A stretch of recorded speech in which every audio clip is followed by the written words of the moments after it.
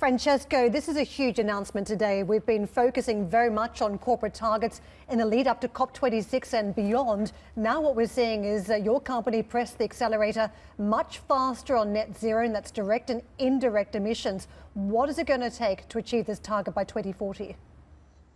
Well, it's going to take a big effort in accelerating the renewable energy deployment in many countries of the world, which is something we've been doing. This year, for example, we will add about 5,000 megawatts just during 2021, which is compared to last year 3,000. It's a big jump, and we will keep accelerating. You can see us probably by the end of the decade adding in a single year 15,000 megawatts of renewables, which is a huge effort that must rely on an incredibly large pipeline of potential projects. We're talking about almost 400,000 megawatts of potential opportunities of investment. So it's a question of putting enough manpower and people at work in a digitized platform system, which we have built. So it's a lot of work.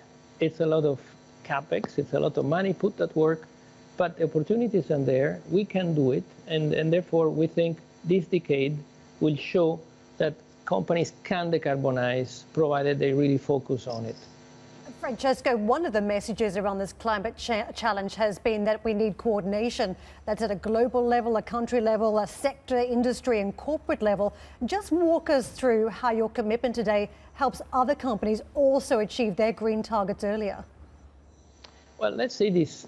We've gone through a decade, the one that just ended in 2020, which was a decade in which the world has discovered renewables as a reliable, cheap and very competitive way of generating electricity.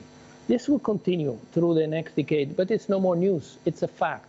It's normal. It's a cornerstone of the new generation.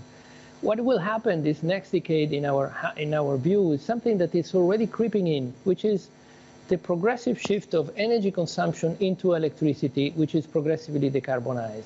So let's offer all our business customers and also private citizens the possibility to fully decarbonize their own energy supply by providing them electricity at cheaper price, a stable and cheap price, and a fully decarbonized one. So in order to decarbonize the full value chain, we need to have electricity get into fields of our economic activity that were never been seeing electricity before. And what's going on right now in the automotive industry is a spectacular example of what electricity can change in our way of using energy. Francesco, there is a view out there in the market that companies that are at the forefront of this renewables race could become some of the most valuable companies in the world. And Enel's already been described as one of the major superpowers in this new generation.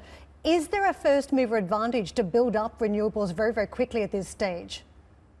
I think there is, undoubtedly. And as all first mover advantages, you can rest on it for a while, but then people catch up with you. So it's clearly good to be there.